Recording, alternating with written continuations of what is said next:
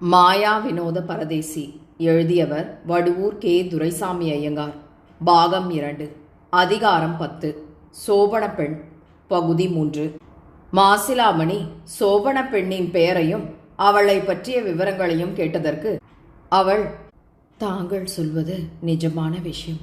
சென்னப்பட்டணத்தில் ராத்திரி படுத்து தூங்கிக் கொண்டிருந்த நான் கண் விழித்து பார்க்கையில் முன்பெண் தெரியாத ஒரு புதிய இடத்தில் இருக்கிறேன் என்பது தெரியவே, அறியாத பெண்ணான என் மனசில் எவ்வளவு பெருத்த கிளி ஏற்படும் என்பதை நான் சொல்ல வேண்டுவதே இல்லை. அதோடு இவ்வளவு பயங்கரமும் துணிகரமுமான காரியத்தை செய்து என்னை அபகரித்து கொண்டு வந்திருக்கும் மனிதர் எப்படிப்பட்ட துஷ்டராயும் கொடியராயும் இருப்பாரோ என்ற திகில் என் மனசில் உண்டாகாதா? அப்படிப்பட்ட மனிதர் இடத்திலிருந்து நாம் எப்படி தப்பித்து கொண்டு போகப் போகிறோம் என்ற மலைப்பும் கவலையும் என் மனசில் உண்டாவது சகஜம் அல்லவா? கண்ணை கட்டி காட்டில் விட்டது போல இந்த ஊர் இப்படிப்பட்ட மனிதர் என்ற விவரம் எதையும் அறிந்து கொள்ளக்கூடாத நிலைமையில் நான் இருந்தேன். இது எந்த ஊர், தாங்கள் யார் என்ற விவரங்களையும் எனக்கு தெரிவிக்கக்கூடாதென்று தாங்கள் கண்டித்திருந்ததாகவும் வேலைக்காரி என்னிடம் சொன்னாள். அதை கேட்கவே என்னுடைய திகிலும் கவலையும் மனக்கலக்கமும் 1000 மடங்கு அதிகமாகி பெருகிவிட்டன. தங்களுடைய விவரம் எதையும் எனக்கு சொல்லாமல் தாங்கள் என்னை கல்யாணம் செய்து கொள்ள எண்ணுகிறீர்கள் என்று வேலைக்காரி சொன்னதை நான் நம்பவே இல்லை. இப்படிப்பட்ட வினோதமான கல்யாணம் நம்முடைய நாட்டில் நடந்ததாக நான் கேள்வியுற்றது கூட இல்லை. பெண் வீட்டாரும் பிள்ளை வீட்டாரும் சுற்றத்தாரும் நண்பர்களும் மற்ற ஜனங்களும் அறிய நடத்தும் சடங்கே கல்யாணம் என்று சொல்ல தகுந்ததன்றி இப்படி ரகசியமாகவும் பலாத்காரமாகவும் ஒரு சாராருடைய மனத்திற்கு விரோதமாகவும் பெண்ணை கொணர்ந்து வைத்துக்கொண்டு இந்த சடங்கை நடத்துவது நியாயப்படி கல்யாணத்தில் சேர்ந்ததல்ல. புரோகிதர் கல்யாண மந்திரங்களை சொல்வதும் தாங்கள் என் கழுத்தில் தாலி கட்டுவதும் மாத்திரம் போதுமா? கொல்லத்துக்காரர்கள் நம்முடைய வீடுகளுக்கு சுவர் வைக்கிறார்களே, எப்படி வைக்கிறார்கள்? வேக வைத்து பஸ்மரூபமாயிருக்கும் சுண்ணாம்பு தூள் தண்ணீரில் குழைத்து கொள்ளப்படுகிறது. காய்ந்து போயிருக்கும் செங்கலிலும் ஜலத்தை வார்த்து அதை நனைத்து கொண்டு கொள்ளத்துக்காரர்கள் அதையும் சுண்ணாம்பையும் சேர்த்து சுவர் வைக்கிறார்கள். இரண்டிலும் நீர்ப்பசை இருந்தால்தானே அவை இரண்டும் ஒட்டிக்கொண்டு ஒன்றுபட்டு இறுகி சுவராய் மாறுகிறது. காய்ந்து கிடக்கும் செங்கலும் ஜலம் விடப்பெறாத சுண்ணாம்பு தூளும் ஒட்டுமா? கொல்லத்துக்காரன் அவைகள் இரண்டையும் ஒன்றாய் சேர்த்து வைத்துவிட்டு சுவர் ஆகிவிட்டதென்றால் உண்மையில் அது சுவராகுமா? அதுபோல பெண் வீட்டார் பிள்ளை வீட்டார் ஆகிய இரு வகுப்பாருடைய சம்பந்தமாகிய பசை இல்லாமல் புரோகிதர் மந்திரத்தை மாத்திரம் சொல்லி தாலி கட்ட செய்துவிட்டால் அது கல்யாணமாகிவிடுமா? பெண் வீட்டாருடைய சம்மதம் இல்லாமல் பெண்ணுக்கு தாலி கட்டுவதும் ஒரு கம்பத்திற்கு தாலி கட்டுவதும் இரண்டும் ஒன்றுதான். ஆகவே தாங்கள் செய்ய உத்தேசித்ததை நான் உண்மையான கல்யாணம் என்றே நினைக்கவில்லை. மனோன்மணி அம்மாளை கொண்டு வந்து வைத்துக்கொண்டு தாங்கள் துரோகிதமாக பெண்டாள உத்தேசித்தீர்கள் என்றே நான் எண்ணிக்கொண்டேன். தங்களுடைய வேலைக்காரி முதலில் என்னிடம் சொல்லிய வரலாற்றிலிருந்து தங்களுடைய ஆட்கள் மனோன்மணி அம்மாளை விட்டு என்னை ஆள் மாறாட்டமாக எடுத்துக்கொண்டு வந்து விட்டார்கள் என்பதை நான் உடனே உணர்ந்து கொண்டேனானாலும் நீங்கள் செய்ய உத்தேசித்ததாக அவள் சொன்ன இந்த ஒருதலை கல்யாணத்தை நான் நியாயமான கல்யாணம் என்றே மதிக்கவில்லை. ஆகையால் தாங்கள் மனோன்மணி அம்மாளை கொணர்ந்து வைத்துக்கொண்டு துரோகிதமாக பெண்டாள உத்தேசிக்கிறீர்கள் என்ற நினைப்பே என் மனசில் உறுதியாகப்பட்டது. அவளை பெண்டாள விரும்பும் தாங்கள் அவளுக்கு பிரதிநிதியாக வந்திருப்பவளான என்னையும் அதே கதிக்கு ஆளாக்குவது நிச்சயம் என்று என் மனசில் பட்டது. ஆகையால் நான் அதை பற்றி எவ்வித ஆட்சேபம் சொன்னாலும் அது உங்கள் காதிற்கு ஏற்காதென்றே நான் நினைத்து கொண்டேன். தாங்கள் செய்ததை கல்யாணம் என்ற மரியாதையான சொல்லினால் அவள் குறித்தாளாகினும் அதன் அர்த்தம் எனக்கு துராகிருத சம்பந்தம் என்றே பட்டது. ஆகையால் நான் முதலில் வேலைக்காரியிடத்திலும் பிறகு கல்யாண சடங்கு நடந்த காலத்திலும் எவ்வித ஆட்சேபமும் சொல்லாமல் நடப்பது நடக்கட்டும் என்று பார்த்து கொண்டே இருந்தேன் என்றாள். மாசிலாமணி முற்றிலும் பிரமிப்படைந்து, நீ சொல்லும் நியாயம் நிரம்பவும் ஆச்சரியமாக இருக்கிறதே. நான் அந்த மனோன்மணி அம்மாளை கண்டு ஆசை கொண்டேன். அவளுடைய தகப்பனாருக்கும் எங்களுக்கும் பகைமை உண்டாகையால் நான் அவளை கல்யாணம் செய்து கொள்ள ஆசைப்படுவதாக அவரிடம் தெரிவிப்பது எனக்கு வெட்கமாக இருந்தது. அதுவுமன்றி வெட்கத்தை விட்டு நான் அவரிடம் அதை பற்றி பிரஸ்தாபித்தாலும் அவர் அதற்கு இணங்கி வரமாட்டார். ஆகவே நான் அவளை பலவந்தமாக எடுத்து வர நேர்ந்தது. அப்படி எடுத்து வந்ததனால் நான் செய்த சடங்கு கல்யாணத்தை சேர்ந்ததல்லவென்று சொல்லிவிட முடியுமா? நான் ஒழுங்காக நடத்தும் இந்த காரியத்தை துராகிருத சம்பந்தம் என்று நீ சொல்லிவிட முடியுமா?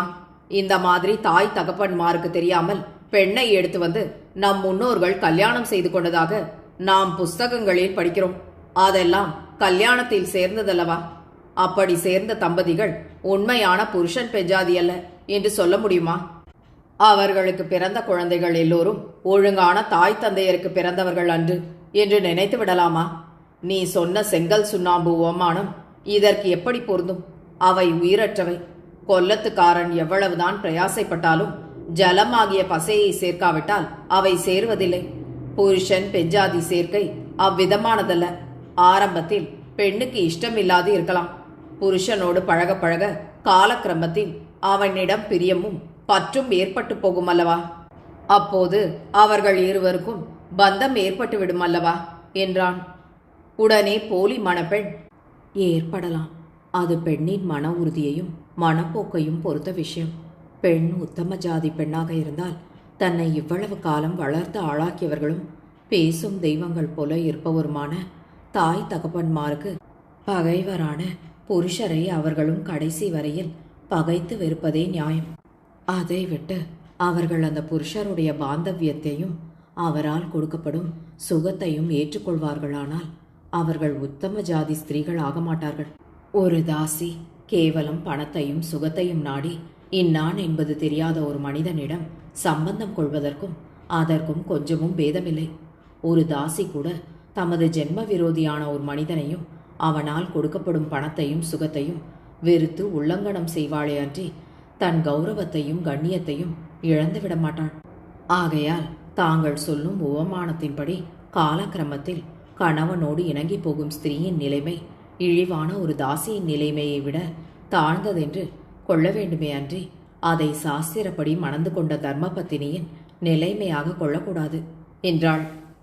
மாசிலாமணி அதிகரித்த வியப்பும் திகைப்பும் அடைந்து, அப்படியா? உத்தம ஜாதி ஸ்ரீயாக இருந்தால் அப்படியா நடந்து கொள்வாள்? ஒருவேளை அப்படி நடந்து கொள்வாளோ என்னவோ. நான் ஆண் பிள்ளைதானே. பெண் பிள்ளையாகிய உனக்குத்தான் ஸ்திரீகளின் மனப்போக்கு நன்றாக தெரியும். அப்படியே இருக்கட்டும். நான் செய்த கல்யாணம் சாஸ்திரப்படி நடத்தப்பட்ட கல்யாணமே அல்லவென்று வைத்துக் கொள்வோம். இது துராகிருத சம்பந்தமாகவே இருக்கட்டும். உன்னுடைய அபிப்பிராயம் அது. என்னுடைய அபிப்பிராயம் அதுவல்ல. அது போனால் போகட்டும். நான் மனோன்மணி அம்மாளை கண்டு அவள் மேல் ஆசைப்பட்டு அவளை கட்டிக்கொள்ள எடுத்துக்கொண்டு வந்திருப்பதாக வேலைக்காரி சொன்னாளே. நீ இந்த சம்பந்தத்தை உண்மையான கல்யாணமாகவோ அல்லது துராகிருத சம்பந்தமாகவோ நினைத்தாலும் நான் ஒருத்தியின் மேல் வைத்த ஆசையை உடனே விலக்கி இதற்கு முன் பழகாத இன்னொரு புது மனுஷியிடம் அந்த ஆசையை வைக்கக்கூடிய மனிதன் என்று நீ எப்படி யூகித்துக் கொண்டாய்? நான் கண்ட ஸ்திரீயிடத்திலும் பிரியம் கொள்ளக்கூடிய காமாதூரன் என்று நீ நினைக்கலாமா என்று கேட்டான். அதற்கு போலி மணப்பெண், தாங்கள் அப்படியெல்லாம் தப்பான வழியில் போகாத மனிதராயிருந்தால் அவர்களுக்கு தெரியாமல் ஆட்களை விட்டு மனோன்மணி அம்மாளை அபகரித்து கொண்டு வர சொல்லியே இருக்க மாட்டீர்கள். அதிலிருந்தே தாங்கள் ஸ்ரீ விஷயத்திலும் வேறு எந்த விஷயத்திலும் வரம்பு கடந்த எவ்வித செய்கைக்கும் ஒருபடக்கூடியவர்கள் என்ற எண்ணம் என் மனசில் எப்படியோ உண்டாயிற்று. அது உண்மை என்பதை நீங்களே இப்போது ஒப்புக்கொண்டு விட்டீர்கள் என்றாள். மாசிலாமணி மிகுந்த பிரமிப்படைந்து, நானே ஒப்புக்கொண்டேனா? நான் தான் நீ அப்படி நினைக்கலாமா என்று கேட்கிறேனே என்றான். அதற்கு போலி மணப்பெண், கொஞ்ச நேரத்துக்கு முன் சொன்னதை இதற்குள் மறந்துவிட்டீர்களா? நானும் மிக அழகாகவும் நற்குணங்கள் உடையவளாகவும் இருப்பதால் உடனே தாங்கள் தங்கள் மனசை தீற்றிக்கொண்டு அவள் மேல் வைத்த ஆசையை என் மேல் மாற்றிவிட்டதாக சொன்னீர்கள். ஆனால் அதற்கு தாங்கள் ஒரு சமாதானம் சொல்ல வருவீர்கள். ஆள்மாறாட்டம் ஏற்பட்டிருக்கிறது என்பதை தெரிந்து கொள்ளாமல் நான் கல்யாணத்தை நடத்திவிட்டேன். ஆகையால் நடந்து போனதை ஏற்கனவே எப்படி மாற்றுகிறது என்று சொன்னீர்களே, அதையே மறுபடியும் சொல்ல வருவீர்கள். ஆகையால் நான் அதை சொல்லாமல் விட்டுவிடுகிறேன். தாங்கள் கொஞ்ச நேரத்துக்கு முன் என் முகவிலாசத்தில் ஏதோ புதுமையான கவர்ச்சி இருப்பதாக சொன்ன காலத்தில் உபயோகமற்ற பல ஸ்திரீகள் இடத்தில் தங்கள் புத்தி சென்று சபலித்தலைகிறதே என்று நினைத்து தங்களை ஒழுங்கான நெருக்கி கொண்டு வர வேண்டும் என்ற கருத்தோடு கடவுள் என்னுடைய முகத்தில் ஏதோ சூட்சமத்தை வைத்து படைத்து அனுப்பியிருப்பதாக சொன்னீர்களே, அதிலிருந்து என்ன அர்த்தமாகிறது என்று எண்ணி பாருங்கள். தங்கள் மனம் இதற்கு முன் பல ஸ்திரீகளிடத்தில் சபலித்து அலைந்ததென்று அர்த்தமாகவில்லையா? ஒருவேளை தாங்கள் இதற்கு முன் 2-3 பெண்களை கல்யாணம் செய்து கொண்டிருந்து அந்த மனைவிகள் இறந்து போய்விட்டதால் இதை 4வது அல்லது 5வது கல்யாணமாக நடத்துகிறீர்களோ என்னவோ தெரியவில்லை என்றாள். மாசிலாமணி வெட்கி தலை குனிந்து பிறகு துணிவடைந்து நிமிர்ந்து, பெண்ணே, உன்னுடைய தோற்றத்தை பார்த்தால் நீ பரம சாதுவாக காணப்படுகிறாய். உன் முகம் நல்ல உத்தம லட்சணங்களை காட்டுகிறது. உன் வாயிலிருந்து வரும் வார்த்தைகள் நிரம்பும் கடுமையான வார்த்தைகளாக இருக்கின்றனவே. அதுவும் அன்றி நான் சொல்லும் வார்த்தைகளை நன்றாய் கவனித்து முக்கியமானவைகளை எடுத்து வக்கீல் போல குறுக்கு விசாரணை செய்யும் கூர்மையான குதர்க்க புத்தி உனக்கு இருக்கிறதே அன்றி வார்த்தைகளை சந்தர்ப்பத்திற்கு தகுந்தபடி எப்படி அர்த்தம் செய்து கொள்ள வேண்டும் என்ற பெருந்தன்மையான விவேகம் உன்னிடத்தில் இல்லை போல தோன்றுகிறது. என் புத்தி பல ஸ்திரீகளிடத்திலும் சபலித்து அலைகிறதென்றால் நான் இதற்கு முன் பல ஸ்திரீகளிடத்தில் சிநேகமாயிருந்தேன் என்று அர்த்தம் செய்கிறதா? நான் ஆண் பிள்ளை அல்லவா? நான் லட்சமாக பொருள் படைத்த சீமான் அல்லவா? எத்தனையோ பெரிய பெரிய தனிகர்கள் தம் தம் பெண்களை எனக்கு கட்டி கொடுப்பதாக பிரஸ்தாபம் செய்வது சகஜம்தானே. அந்த பெண்களையெல்லாம் நான் பார்த்திருக்க கூடாதா? அவர்கள் உபயோகமற்றவர்களாக இருந்தும் என் மனம் அவர்கள் மேல் சென்று சபலித்திருக்க கூடாதா என்று கேட்டான். அதற்கு போலி மணப்பெண், அப்படி சபலித்திருந்தால் தங்களுக்கு இந்நேரம் கல்யாணம் நடந்திருக்காதா? அவர்கள்தான் பெண் கொடுக்க இணங்கி வந்ததாக சொல்கிறீர்களே, உங்களுக்கும் மனம் இருந்தால் கல்யாணம் முடிய ஆட்சேபனை என்ன? ஒரு தனிகர் தம்முடைய பெண்ணை தங்களுக்கு கொடுப்பதாக சொல்லி முன்வர அந்த பெண்ணின் மேல் தங்களுக்கும் ஆசை ஏற்பட்டு போயிருக்க, அதை விட்டு தாங்கள் தங்களுடைய ஜென்ம விரோதியான ஒருவருடைய பெண்ணின் மேல் ஆசை வைத்து அவளை பலாத்காரமாக அபகரித்து வர காரணமே இல்லையே என்றாள். மாசிலாமணி நிரம்பும் தத்தளித்தவனாய், ஏதேது நீ பெருத்த வாயாடியாக இருக்கிறாயே, உன் முகத்தழகை போல அகத்தழகும் இருக்கும் என்றல்லவா நான் நினைத்தேன். பேஷ் பேஷ், நீ பேசுவது நன்றாயிருக்கிறது. உன்னை கட்டிக்கொண்டு நான் கடை தேறி போய்விடலாம். பல தனிகர்கள் எனக்கு பெண் கொடுக்க முன் வந்திருக்கலாம். அவர்களுடைய பெண்கள் பார்ப்பதற்கு அழகாகவும் நற்குணம் வாய்த்தவர்களாகவும் இருக்கலாம். அதனால் அவர்களை கண்டு என் மனம் சபலித்திருக்கலாம். ஆனாலும் அவர்கள் ஜாதி மட்டம் என்கிற காரணத்தினாலோ அல்லது அது போன்ற வேறு காரணங்களினாலோ அவர்களுடைய சம்பந்தத்தை நான் விலக்க நேர்ந்திருக்கலாம் அல்லவா? பட்டாபிராம பிள்ளை எங்களுடைய ஜென்ம விரோதியாயிருந்தாலும் அவர் உயர்ந்த ஜாதியை சேர்ந்தவர். பெரிய கலெக்டர் பதவியில் இருக்கும் செல்வ சீமான். அவருடைய சம்பந்தம் எல்லா அம்சங்களிலும் சிரேஷ்டமானது. அந்த நிலைமையில் அவருடைய பெண்ணை பார்த்து அவளுடைய குண விசேஷங்களை உணர்ந்து அவள் பேரில் நான் பலமாக ஆசை கொண்டிருந்ததால் நான் அவளை பலாத்காரமாகவாவது கொண்டு வராமல் வேறு என்னதான் செய்கிறது? அவளை நான் என்னுடைய பெஞ்சாதியாக அடைந்திருந்தால் நான் என்னை பெருத்த பாக்கியவானாகவே எண்ணிக்கொள்வேன். அதற்கு ஒரு பெருத்த சத்ருவாக நீ வந்து சேர்ந்தாய். என்னுடைய ஆட்கள் ஆள் மாறாட்டமாக உன்னை எடுத்து வந்திருந்தால்தான் என்ன? அப்போதே நீ உண்மையை சொல்லியிருந்தால் என்னுடைய ஆசை பூர்த்தியாயிருக்கும். அதை கெடுத்தவள் நீதான். அதற்காக நான் உன்னை கடுமையாக தண்டிக்க வேண்டும் என்றான்.